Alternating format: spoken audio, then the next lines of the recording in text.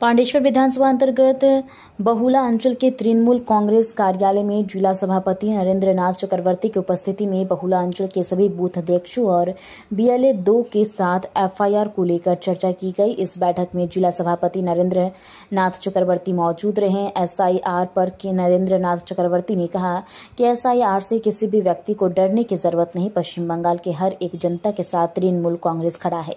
उन्होंने कहा कि पश्चिम बंगाल के लोगों को एसआईआर के माध्यम से डराया जा रहा है। इसके खिलाफ हम लड़ेंगे और एक भी माननीय वोटर का नाम बाद नहीं होने देंगे। एसआईआर एक षड्यंत्र है। तृणमूल कांग्रेस को हराने के लिए पश्चिम बंगाल के लोगों को डरने की कोई जरूरत नहीं। অভিষেক বন্দ্যোপাধ্যায়ের নির্দেশে মমতা বন্দ্যোপাধ্যায়ের অনুপ্রেরণায় সারা বাংলায় আমরা মাঠে নেমেছি।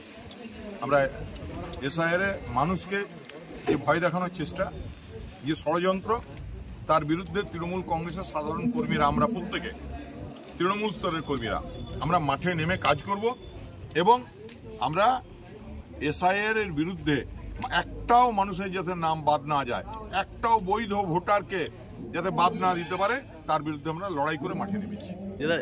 তৃণমূল কংগ্রেস কে এসআইআর নিয়ে কিছু ইফেক্ট পড়বে? হ্যাঁ, তৃণমূল কিছু এবারে পড়বে না। আমরা মাঠে আর কই এটা তো একটা ষড়যন্ত্র। ভোটে জিততে না পেরে কোনো ভোটার লিস্টে নাম কমিয়ে দেওয়ার চক্রান্ত।